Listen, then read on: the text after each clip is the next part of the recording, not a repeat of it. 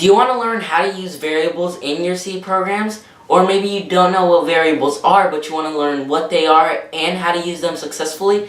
Well, don't worry, because that's what we're going to go over in this video, so stay tuned.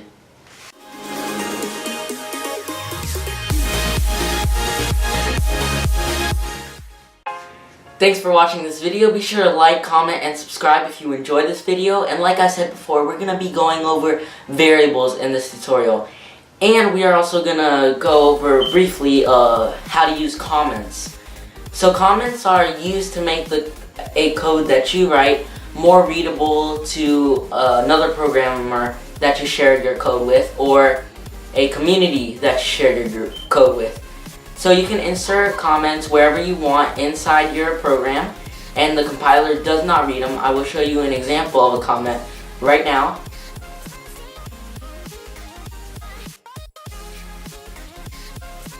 So that's how a comment looks, and I will use some of the comments, and I will use actually some comments in the code we're going to write later. So now it's time to talk about variables. So variables are values or data that can change over time. And some of the variables that are in C programming are chars, ints, floats, and doubles. And I will go over these next. Okay, so here are the different variables or some of the most common variables in the C programming language. So first is a char, and the char holds characters such as an A or the exponent symbol. The int variable holds integer data such as 2 and -25. The float holds floating point data such as 246.083. So basically anything, basically with a decimal. And double holds extremely large or small floating point values. And you won't be using that one quite as much, or at least in this stage, because you're not gonna be really working with really big floats or really small floats. So that's all the variables we're gonna cover in this video. So now let's talk about what you can actually name your variables. So yes, you can name your variables, but the variable has to start with a letter from the alphabet. You cannot start with a number or a symbol. But after you put in the first character, you can put values, symbols, or even underscores. But you have to make sure that you do not name your variables the same for different variables. So before you can actually use a variable, you must define that variable, or variable definition, which is just a fancy way of saying that you let C know that to save you some space for these variables, and you have to do this before you use them. So now that we've covered variables and variable definition, let's hop onto the computer and start programming with some variables. Okay guys, here we are in the programming part of this tutorial, and so we are going to start putting these variables to the test in a C program. So we'll start off our code as we did in the first tutorial with #include, and we're going to open the library standard.io.h. Next, we're going to go down to the main function and open our curly braces. And now we're going to first start our variable definition for our char variables. So char, and we're going to name it person. And we're going to create another char, and it's going to be called person2. So then we're going to move on to the second variable we covered, which was the int variable, and that is going to be apples. And then we're going to use our final variable, which was the float variable, and that our first float variable is going to be called apple cost, and our second float variable is going to be called apple cost 2. So now that we've gotten that taken care of, we are going to start giving these variables data. So I'm just going to put a little comment here, as we went over, it's started by a forward slash and a asterisk, and ended by an asterisk and forward slash.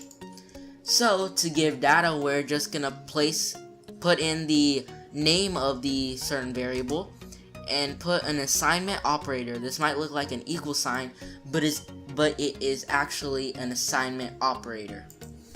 And so we are going to give person the character A, since a char is for a character or symbol. So person 2 is also gonna receive a character, but it's going to be B. So now we're gonna give apples an integer, and we're gonna give it 5.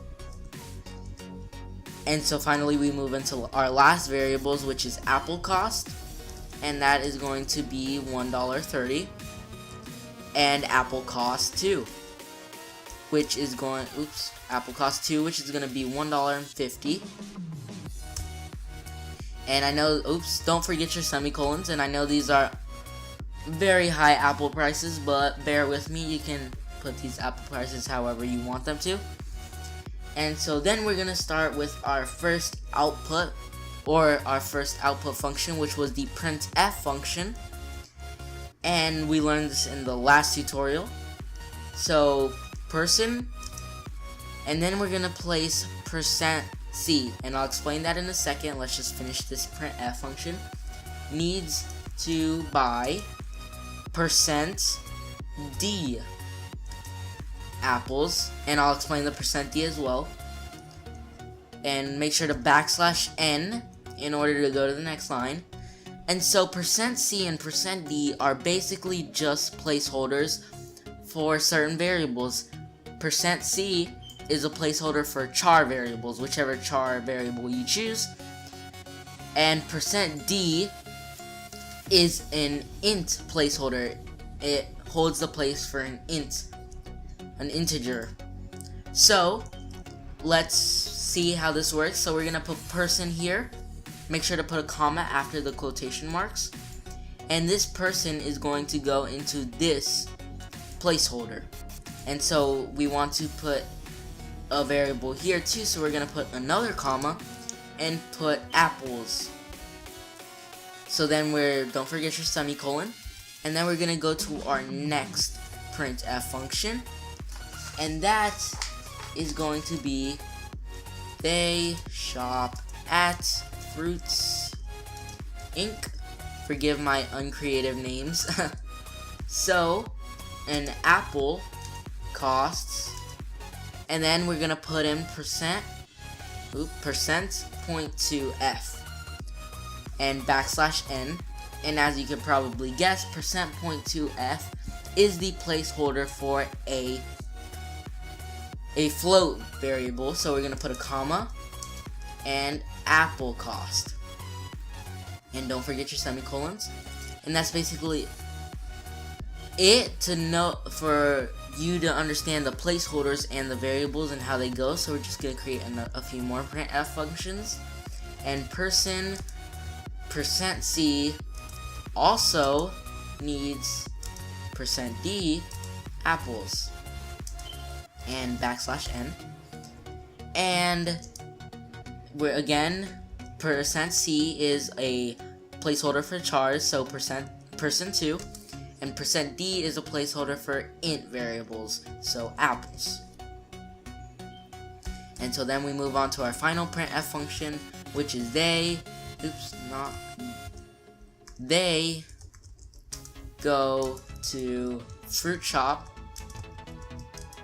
and an apple costs %.2f, which again is the placeholder for float variables, and we're going to put a comma. Always remember the commas after the quotation marks. And so that is going to be apple cost 2 and semicolon. And before you end the code, make sure to put in a return 0 at the end, otherwise the code won't work. And so then we're just gonna compile. Well, this is all there is to it, to the code. So we're gonna compile the code, and we should get 0 errors. Let's just wait for it to finish compiling. And as you can see, 0 errors. So let's run this program.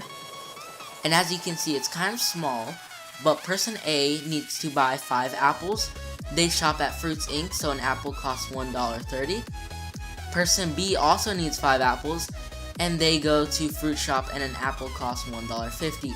And that's basically all there is to it. We can just get that out, and this code is it looks pretty long, but it's nothing more than a few variables and placing the variables into text.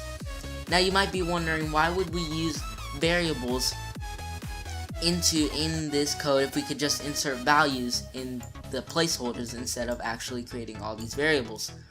Well, this is the foundation for understanding variables, and in order to move into more complex codes that use more complex variables, we need to understand the basics of variables. So that's why I walked y'all through it. And so that's basically all there is to it. And that's about it, guys. I would like to thank you very, very much for watching this video. Be sure to like, comment, and subscribe if you enjoyed this video. And be sure to stay tuned for my Arduino tutorials and my C programming tutorials. And be sure to check out my channel for more tutorials. And I'll see you later, guys. Bye.